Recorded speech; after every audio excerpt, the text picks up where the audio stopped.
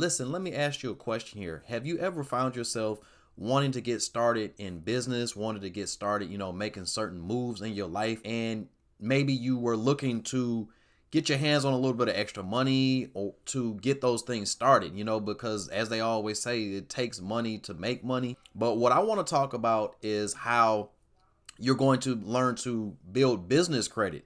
Now, a lot of people start talking about that. They get into the fear thing. They like, but my personal credit isn't great. So what I wanted to do today is I actually want to read an article with you guys actually discussing that particular situation here. So if y'all ready, I'm definitely ready to put this in front of y'all. So let's get into it.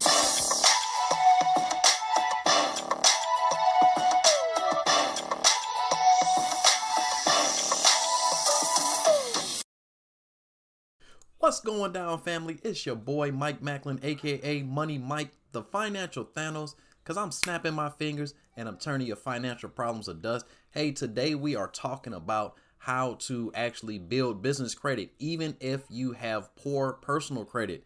So what I wanted to do is actually share an article that I read with you. We're going to read the article together. I'm going to provide my thoughts, and we are going to help you do exactly that. We're going to help you build some good business credit, even if your personal credit isn't so great. So let's actually get right into this thing. All right, so today we talking about building great personal credit. So let's take a look at this article here. It was actually written last year, but the information is still pertinent. It's still good information. Again, it's talking about how to build business credit with poor personal credit. This is actually written by an associate at Credit Karma. So let's check this out and see what we talking about here. Confused about how to build business credit? Well, you're not alone. Many business owners and entrepreneurs don't realize the key difference between business credit and personal credit. So let's start there. Your business credit and personal credit are not linked, but they may be related. Business and personal credit contains different information, so the scores aren't necessarily correlated. But if you're a sole proprietor, it's a good bet that banks and other lenders will reference your personal credit to see how well you manage debt. Now, this is especially likely if you sign a personal guarantee when taking out a small business loan or opening a business credit card. A personal guarantee basically ensures you'll be personally liable for the debt, a situation you want to avoid if possible, as it could put your personal assets at risk. While your business credit and personal credit may be related in certain cases, you can take steps to separate them as your business grows. So building business credit, it can take time, and this is something I talk about all the time. It definitely takes time to build these things, to fix personal credit as well as building business credit, because in a lot of ways they're the same. So even if you never plan on taking out a loan or tapping into a line of credit, it can't hurt to build your business credit. In fact, your business insurance premiums, equipment or office lease agreements, vendors' terms, and ability to work with other companies would be influenced by it. So the good news is you can take steps to build your business credit even if your personal credit isn't great. And once you've established good business credit, you may be able to qualify for financing without a personal guarantee. Now we're actually going to dig deep into what all these means. So now, number one, incorporate and establish your business. The credit bureaus need to know your business exists before they can create credit reports for it. So here are some steps you may want to take to start building business credit. Incorporate your business or form an LLC, which is short for limited liability company. This ensures your business entity will be separate from your personal identity. Get a federal employer identification number or EIN. This is a free service offered by the IRS, and it also serves to identify you as a business entity. Apply for an EIN on irs.gov. All right, so open a checking and savings account for your business. Make sure you use your legal business name for any of your business banking accounts. Get a dedicated business phone line. You'll also want to make sure it's listed under your legal business name. And also you want to register with Dun & Bradstreet to get a DUNS number. Now this is a 9-digit number that's used to identify each physical location of your business. It's free for all businesses and it's required to register with federal government for contracts or grants. All right, now, number 2, what you want to do is scan your business credit report for errors. Business credit reporting agencies gather information from a variety of sources. Your business credit reports may include your company's contact information, an overview of your business type and industry, key personnel, number of employees, years in business, subsidiaries and branches, and sales. Your financial data, including your business's estimated sales, available credit, historical use of that credit, payment history, credit inquiries, and collection accounts. Also, public record information, such as tax liens, judgments or lawsuits, bankruptcies, or fraudulent activity related to your business. And depending on the type of report, it may also contain a business credit score, recommendations from the business credit report agency for how much credit lenders should extend to your business, and predictions from the business credit report agency on how likely your business is to fail. So all this information is in these reports. Some lenders and vendors may also turn to specialty business credit reports provided by other companies when evaluating your business. Something big to know. Next, you want to establish trade lines. While a lot of information can wind up on your business credit reports, trade lines can be particularly important. Business trade lines are lines of credits established between a business and a vendor, such as an account with an office supply company where the company allows the business to pay the account balance several days or weeks after receiving the inventory. Vendors may report this account to any report agency, but this is important, but they're not required to do so. So depending on the type of credit report, a trade line that's reported may include information such as your available credit, the amount owed, the terms of the account, recent activity, and when you pay relative to the due date. Now, you can have a business credit report without any trading lines. You can, but it may be hard to build business credit without any.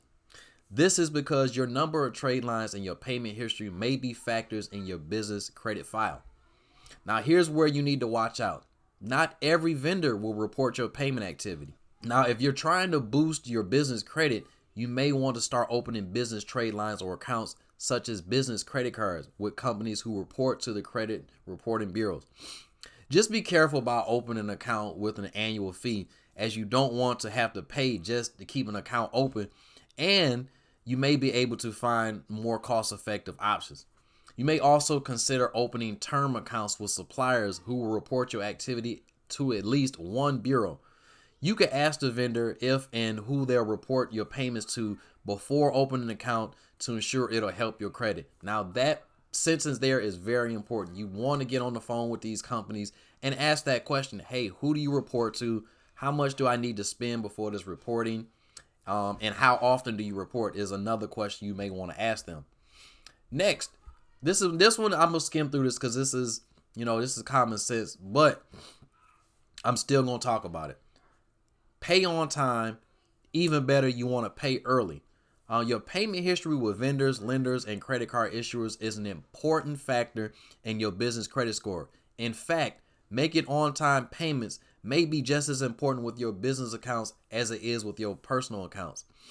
If you're late by just a few days, those late payments may show up in your business credit reports.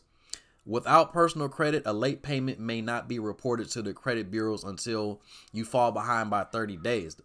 Now, paying early could be beneficial as well.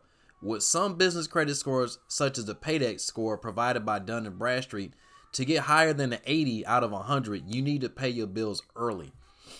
Very, very important. Even on the personal side, payment history is very important, and it's even bigger on the business side. The business side, that's one of the main things they focus on. They don't so much worry about how much of the credit you're using or the types. They're more worried about, hey, are you going to pay on time? You're building a reputation for your business, so you want to make sure that you're paying on time to build that trustworthiness. Now, the fifth and final step is just you want to keep working on your personal credit. Now, I'm going to be the first to admit that the relationship between business credit and personal credit can be a little confusing. On one hand, personal and business credit reports rely on different information and can be completely separated. But on the other hand, it's becoming increasingly common for business credit scores to rely on blended data that integrate the business owner's personal credit. Now, if you're still confused, think about it this way. It's generally a good idea to assume that your personal credit is going to matter for business, especially if you're sole proprietor or you're just starting out. If your personal credit isn't quite where you like it to be, you may want to review a few ways to build your credit from scratch. The bottom line, your personal credit could be hurting for a variety of reasons, but don't let that hold your business back.